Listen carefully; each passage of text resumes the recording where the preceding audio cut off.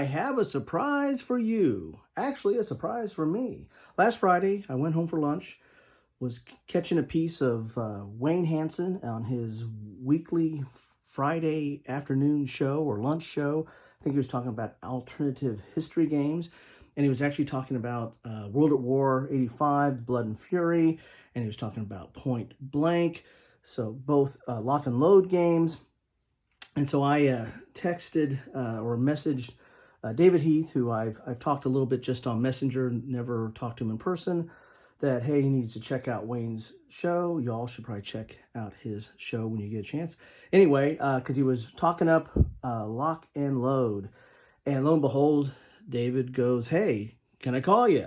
So he gives me a call and says he's got a surprise for me. He wanted to send me his personal copy of Point Blank that he had verified for contents, I guess, for production purposes and shipping, because I know that is shipping now, and wanted me to take a look at it. So this is my unboxing of his personal copy, and then I need to get it to the board as well. But I thought, what a story, right? I mean, you never know what's going to happen in our hobby.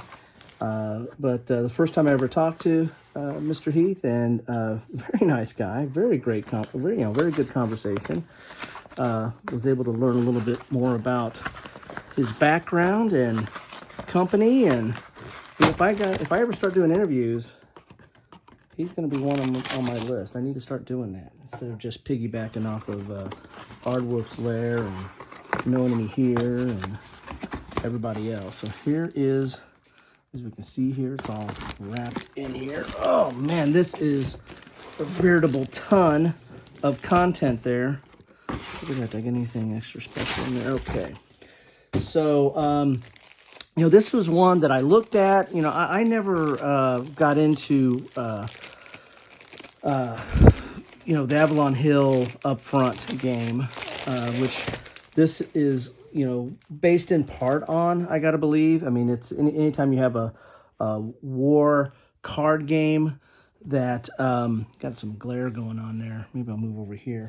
Anytime you have a war card game that people automatically kind of go back to upfront and its ilk. But I mean, this is an updated version of all those different types of mechanics, and I think it brings some new stuff to the table. Of course, look at that. It's a very thick box, and good solid box. Look how thick that is. Of course, it needs to be with all the content that's in here. Sorry about the glare. I was not expecting this. I just talked to him on Friday, and I already got it today. So my table is full of other stuff. So here's the core rules. Look at that. I mean, nice thick book there. Look at that. And as anything with lock and load, you should expect a nice thick book. It's going to be larger print. It's dual column, as you can see there. Glossy because it's reflecting off my lights a little bit there. So dual column, full color. Look at that. There's the art on this stuff is amazing. And it's consistent and it's thematic. I like that for what I've seen on it. But this is a card game, so you're going to have terrain that's going to be out. And they actually, I think, provide a mat in this game where you can lay the cards out. You don't need to have the mat. You can just put the cards out on a table. And I think there might be counters that you can use to keep track of the lanes or columns or rows, as it might be. But there is a mat that you can put the cards on. But you kind of build the terrain out. There's going to be different terrain. That's going to affect like sight. Like this is a blocking sight with the closed eye, and then the partial one is degrading line of sight or partially blocked line of sight. If there's not one on there, it's clear. It's got some defense modifiers, and so you've got terrain that you're going to be moving through, and it's be blocking, and then you've got action cards that also serve as a die roll. I think dice come in the game, but you can use the cards for a die roll. But these are going to give you your action, and these actions that are on these unit cards match up to the units that you have, like the squads, or in this case, a tank. So there's a little bit of Combat Commander in there with the matching of that, but it's not. There's some multi-use of these cards, or at least not a situation where you're stuck doing nothing. They have some get out of jail free type situation. But here's all the different icons that are on here. So there is a lot of iconography. So if you don't like iconography, you might want to shy away from that. But it looks like it's relatively intuitive, and I think after you play a game or two of this, it's probably going to be relatively second nature on that. Just having to learn new units. So as I said, it's dual column. That print is relatively large. So even though this is, how many pages is this? It's 95 pages. Of course, credits are in the back and a glossary. But 95 pages, but that is relatively thick or larger font and very clear with a lot of illustrations or images in here as well. There's also some notes. Here's the examples are in red. I always like that. Designer notes in the box. So quite a bit of, this doesn't look that hard to get into. Again, it's a card game that's simulating a war, a tactical war game. Probably the most recent thing to come out was, I guess, GMT's Field of Fire. That covers, I guess, Korean War, World War II, and maybe up to Vietnam. And they've come up with expansions of that. One thing on that, I never got into that one because it was, I didn't get into up front. I didn't get into Fields of Fire. What problem do I have with card games? I actually have some other card games, Warfighter, and there was actually a precursor to Warfighter that very few people even talk about. I have to remember the name of that one at some point. Frontline from DVG. But this is totally different from that. This one is, again, more along the lines of maybe, Upfront and Fields of Fire, those kind of games. But I think this one's easier to get into. It's not as complex. Field of Fire, that's one of the big diss on that, was it was very complicated rules, and took a lot to get into. Again, it scared me enough away. I never got into it, so I'm not a good person to talk about that one. But this one does look easier to get into, and I will play this one because I have a copy of it. So you have these different rule sections here. It looks like there's some illustrations and relatively clear. So I'm not going to page through the whole book, but you've got 95 pages. There's 14 rules. It goes up to 93 pages. Of course, it's talking about vassal modules, and these are other sources to the game. So really, maybe 92 pages. So, yeah, I think I can get into this one. And if you've played any lock and load games, you're probably going to be familiar with how they lay out the rules and how the clarity of those kind of rules. For better or for worse, if you like those rules or not. But they're lock and load tactical.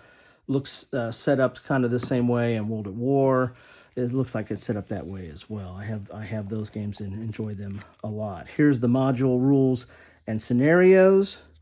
So these are the different scenarios that you can have, that you can play through here. Of course, they have some advertisements for Lock and Load Digital.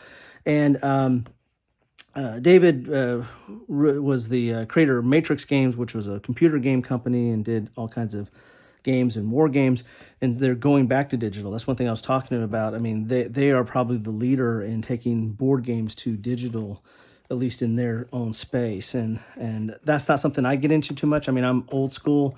I like the tactile feel. I like pushing counters around a table or drawing cards in this case and moving those around the table. So it might be a while before I get into digital. And there's some ads for their Lock and Load Tactical. And this is the new Heroes of the Bitter Harvest. I think this is just coming out right now. So scenario-wise, you got 83 pages of scenarios. So, and there's that example of the mat. You don't have to have that, but you can use that to kind of give you a frame of reference to put your cards on. But there's several scenarios in here. As you can see, 83 pages of scenarios. They have order of battle. Look at all that. That is, again, anybody who's ever played a tactical game, or what I like to call small unit tactical, which includes platoon, squads, and individuals, you're used to these scenarios or multiple scenarios. That goes back to Panzer Blitz. Might have been one of the first ones to do that, to have the multiple scenarios. And of course, squad leader and panzer leader and everything. Everybody does it nowadays. These are really nice. These mats here, it's not just paper. It's kind of like it almost feels like a plastic cover on it. I guess it's still just paper, but it's like reinforced. It's kind of thick.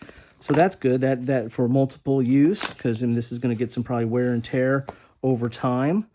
But those are the mats you don't have to use, but you can use. But when you do use these, that's going to take up quite a bit of table space when you do use those mats. Here are the counters. There's not a ton of counters in this game because it's the cards. And David probably opened up a few of these just to check to see what they were like, because I think this was probably his confirmation copy to see that everything was in the right way it's going to be shipped. So for those of you that have ordered this and getting ready to get this, this is what you're going to get in your hot little hands very shortly if you don't already have it. I don't know what all the shipping is on that. So here are the counters. Again, there's not a lot of counters in this game. There's the counters in the player aids because this is not a counter-heavy game. This is a card-heavy game. The cards are your units. So there's 2 counter sheets, and these are all going to be markers. So these, I think, maybe are the exhaustion markers. And, oh, man, they come out. As you can tell right here, these come out real easy. And they're kind of, you don't have to really clip these. They're nice and thick. And like with most lock and load counters, they're, I don't really clip them. I'm not a clipper anyway, but these look like these are somewhat pre-rounded or don't even need to, there's no nibs on those at all. So those come out really quick there. And these are all different. I think these are the fatigue markers. That's it, fatigue markers. And then you mark move and which way you're moving. And there's an interesting system the way this works where movement is done. You'll do your orders of where the move is, and then you'll figure out how the move went after the fact. I believe that's how that works. As I said, I'm kind of excited to get in this. Again, I'm not don't play a lot of card other than Warfighter, and played a little bit of that Frontline game back in the day, but not a lot of card squad level or SUT squad level, small unit tactical card games. I haven't played a ton of those, or don't play it on a regular basis. And so when this came out, I was like, man, this looks like a lot, and I just don't know if I need to get into that. But now that I have it, I'm going to get into this. So there's, for you solitaire players, there's a lot of solitaire content in here. They designed this game with solitaire in mind, not an afterthought, but to have a way to play solitaire right out of the box. And so there's a lot of these flow charts here. This is one of those solitaire flow charts. Here's a solitaire player aid here. Here's a solo flow chart, defensive posture, offensive posture. And if you've played, they have solo bots for their World at War system. In fact, the Blood and Fury is coming out with a solo bot in it, but there's actually a separate solo bot for World at War and White Star Rising. But there's also a solo bot for Lock and Load Tactical. So they Lock and Load, like a lot of publishers, has heard you and realized that solitaire is a primary component or for a lot of people, and therefore they're adapting to that and making sure that there's a solitaire component. Another thing too is this game not only does it draw from some previous squad card games or small unit tactical card games, but it also draws from Lock and Load Tactical, their own tactical system, their own SUT, as I call it, small unit tactical system. In that, and so a lot of the combat and probably some of these solo charts are probably pulling from that system as well. So another solo flow chart. So there's quite a few solo flow charts here. Here's a regular player aid. When I say regular, this is just for, playing the game 2-player probably. That has quite a bit of, here's your hero markers, unit characterization. And again, some of these terms kind of are reminiscent or harken back to Lock and Load Tactical, which I think they did draw from in designing this game. Here's melee and overrun. So here's your nice player aids. They're shiny. They're on decent stock. You can tell they're shiny because my lights reflect them. Sorry about that again. Here's a point blank player aid. Here's a lot of your icons. Again, don't get too turned off. There is a lot of iconography, but I think it is somewhat relatively intuitive when you look at it. And again, after a few plays, it's probably going to be somewhat second nature. Here's actions, terrain cards, and leader summary, leader actions, shaken, fatigued, and spent. Yeah, so there are leaders in this game that, and I think they come on like the smaller cards. So the leaders and like your equipment or support equipment are going to be on these smaller cards that come in here. Got to have my silica. I'll save that for a snack later. Here's some more flow charts for solo.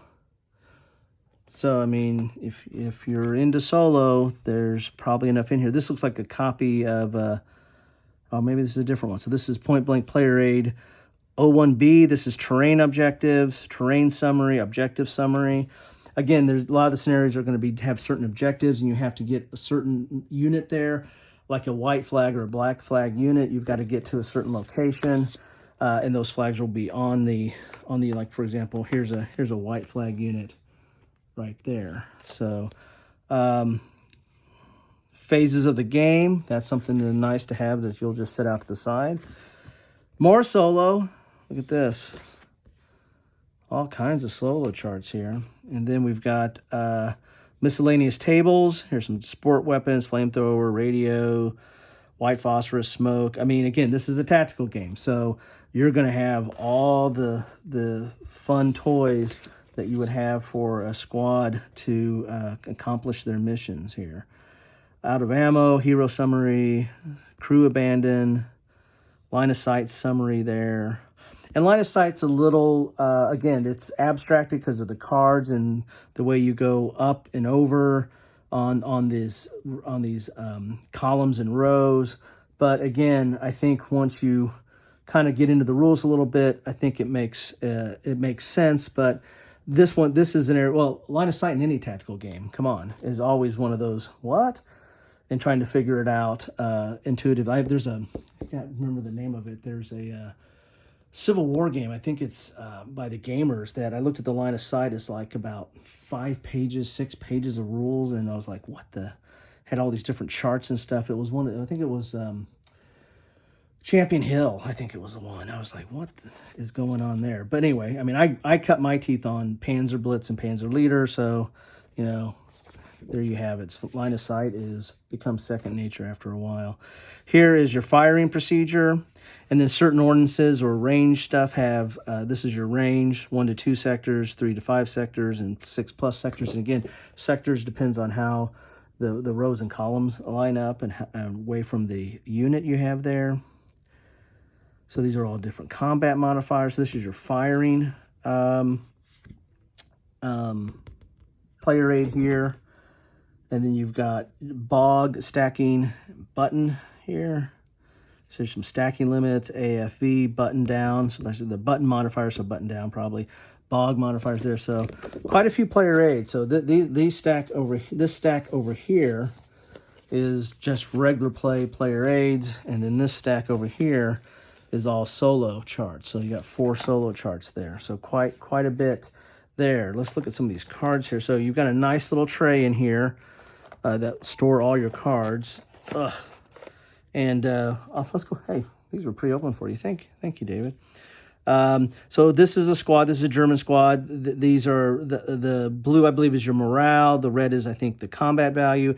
These are the icons for what orders it can take. Again, you have those order decks here, and not all of them just have one symbol. Some of them have, you know, multiple symbols on it so that, you know, they're a little bit more flexible. And I think there's a way that even if you don't have a symbol matchup, you can still do something. I mean, that's one of the, a lot of people do not like Combat Commander because you get stuck. You know, you don't have any move cards, you don't have any fire cards, and you want to do one or the other. And this one, I think, has a solve for that, but, you know, each their own. Some people like Combat Commander because of that, you know, reflects the fog or chaos of war, and other people want to control exactly what their squad's doing at all times, which, you know, how historical is that? So this one might kind of be a kind of hit a middle ground with you have to have the icons, but there might be a way to still use a card and still do something with it, even if you don't have the right icon matchup there. So there is, if you can't tell, there is a lot of cards. Each one of these decks is that big. And you've got 1, 2, 3, 4, 5, 6, 7 decks, although there's some action cards in here. There's a lot of units. Each one of these cards is a unit. Here's a second line squad. Here's an SS unit. Look at that. That's pretty good at capturing objectives that have that need white flags, because you got 2 white flags there. There's just so many different, and look at that art. That is really pretty cool. Here's a fanatic. So here's the half squad. So it's probably a breakdown. Again, that right there, squad and half squad, that's something that you see in Lock and Load Tactical. If you're familiar with, again, if you're familiar with Lock and Load Tactical, I think that this one might be easier to get into just if you have that familiarity. It's not required, but I think it might be easier to get into this game if you played some Lock and Load Tactical.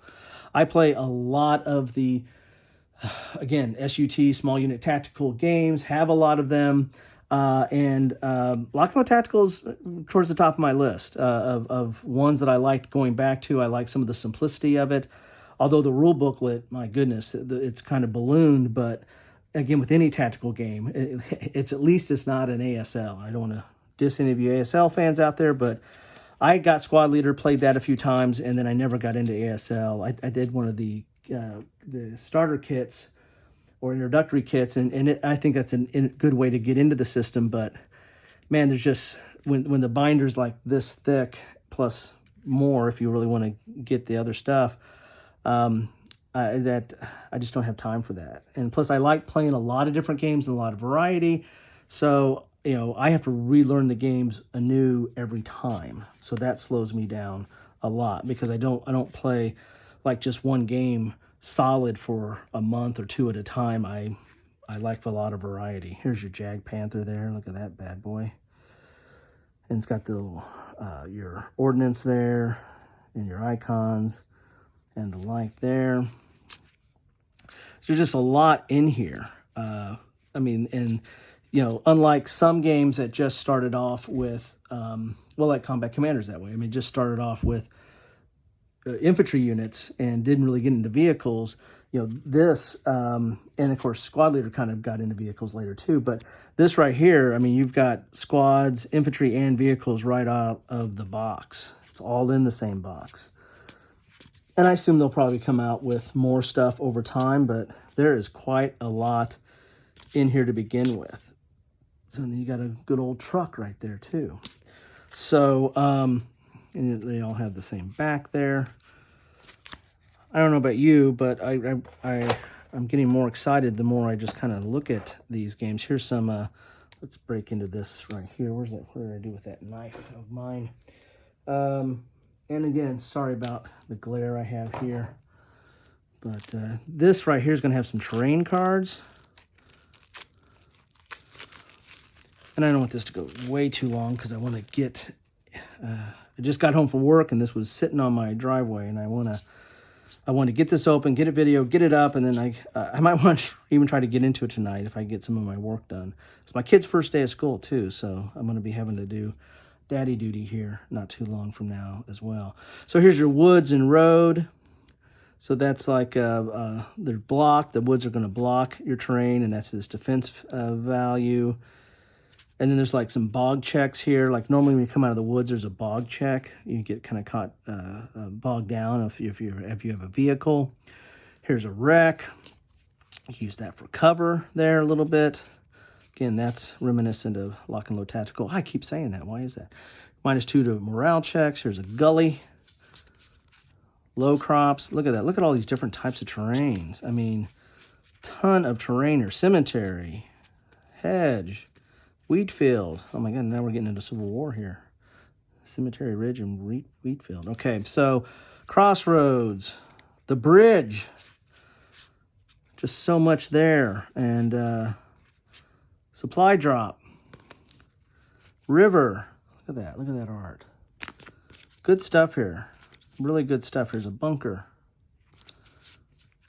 So as I said, there's like, what, 83 pages of scenarios, and plus I didn't see it in there, but I didn't look very close. I imagine it's not too hard to make up your own scenarios to this.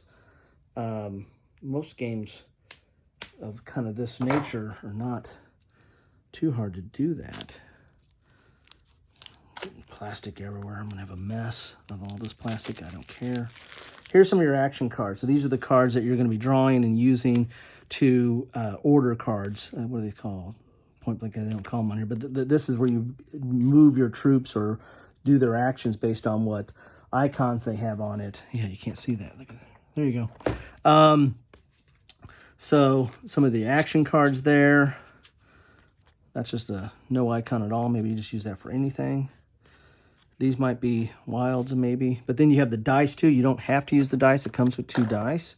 But you don't need to use that. You can also just draw a card and use the action as well. More terrain. We got plenty of terrain here. Look at, there's clear with 0 cover, but it's not blocking sight. That makes sense, right? So again, some of this is intuitive, although it's highly abstract. It's more abstract than a normal hex encounter squad level game, because you're simulating it through cards. So which requires a little bit more abstraction, but I think it plays and makes perfect sense once you get a hang of the rows and columns on that and line of sight. Here's some mines, more roads, stone wall, back to the Civil War again, wire. Okay, so there you have it. There's all that terrain. I'll do a couple more of these packs and then we'll call it a day here. So I like to keep this under 30 minutes. Sorry for taking so much time, but wanted you to see what you get in here. I'm not going to go through everything, but here's more of the action cards or the order cards that you use there. So these are really nice because they have multiple icons. Look at that. Those are for vehicles there. So looks like probably a move icon there. So whole deck of just those. So those are all of your order icons. So this is really kind of the main deck like you would have in Combat Commander, where you determine your orders. This is the deck you're going to use to move your stuff around or see what you have available. So it's not perfect information and perfect control. The God complex that you have in some hex encounters that you can move. You can see all, move all, and do all whenever you want. There is some fog of the battlefield or chaos of the battle that you still might not be able to get exactly the right card when you need it, but I believe there is a catch up to that. Now here's some of your leaders here. I'll set these down here. So you got some leaders, and they're going to have like a combat effect. They have I believe that's morale and combat effect, and then they have some special abilities that they can do as well. So all kinds of different leaders in here, and then you've got some support weapons that you can use, and of course that has look at that right there. You got a little bit more firepower, and that little superscript number there, that's going to be its range. So this has a 3 firepower and a 5 range. And when you put that with the squad, one nice thing about this game is you can put it right there. So you can still see what what you need to know about the squad, but you also the weapon that it's manning or controlling is right there. And so that's kind of a nice little feature, the way they had that set up. That's why they use some of these mini cards for both the leaders and for the support weapons. There's a potato masher. There we go. There's a Panzerfaust, maybe? What is that? Okay, med kit. Here's some determined target. That's a special ability too. Some U.S. leaders here. He has a die. There is a redo, maybe he can redo. He can re-roll stuff. Here's a radio, satchel charge, bar, bazooka. So all kinds of stuff in here.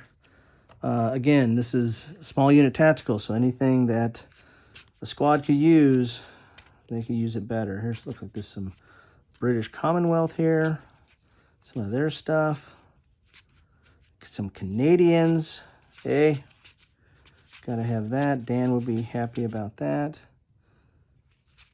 And all kinds of stuff. Then there's Blaze and Smoke. So you got some Blaze and Smoke counters. All right. So there you have it. Those are the leaders and equipment cards that are on here. And let's do one more here. Let's do one more, and then I gotta get off to other stuff. But again, I wanted to thank David Heath for sending this to me, and for the nice conversation I had with him. It was, you know, that's one thing about this hobby. I got into this, started this channel up a little over 2 years ago during COVID, just to explore my passion for this hobby, kind of get back into that. I was playing games, but I wasn't getting into war games as much as I used to, and decided to start this up. And I've met some wonderful people, some really good people, nice people, passionate people. They're passionate about their games and their hobby and their history, and their tactics and their vassal modules. I'm talking about you, Stigler. I mean, there's some really good people in this hobby, and I've yet to meet anybody in person. I've met everybody through video or through messaging or through email, or the phone. But there's some great people in this hobby. And so I want to might do a whole episode of just thanking all of you for, and all of you guys that put comments on my videos or watch them or subscribe or what have you. There's some partisans. Thank you. And thank you, David Heath and Lock and Load, for sending me this. This looks great. There's a lot of gameplay in here. I'm not going to open up anything more. If I open up something else, we'll be here all night. So that is what you get in a box of Point Blank, V is for Victory. Plenty of rules to read, plenty of modules to play through, plenty of content in there to get into. Don't let the iconography scare you. Don't let all the charts scare you. This is solo friendly. If you were a fan of Up Front, this is a no-brainer. If Fields of Fire was too complicated for you, this is probably might be a sweet spot. If you like Warfighter but think it's just not enough meat on the bones, and it's more of an individual experience and game, because it is more of a game. It's a really good game, but it's more game than simulation. This is more simulation, or at least more than other games out there of its kind in a card sense. So anyway, I like it all. I like them all. I play them all. I just don't play them enough, and I need to get this one to the table. I got to get through the rules and get this to the table. And thank you for taking up so much more of my time there, Mr. Heath. But I'll get you. Anyway, thanks so much. Again, David and Lock and Load, thank you for stopping by. If this interests you, check it out. I think it's being shipped now, I believe, or maybe it's already on its way. If you guys have some in your hands, all power to you. But love to know your thoughts on this. Are you interested, not interested? What do you think about all this? Anyway, I went way too long on this one, but I was excited about this. Wanted to get this to the table, and so it didn't have any pre-prepared thoughts beforehand. So anyway, I'll cut off for now. Leave your comments. Let me know what you think. Thanks for stopping by. Have a great rest of your day, evening, morning, night, wherever you are.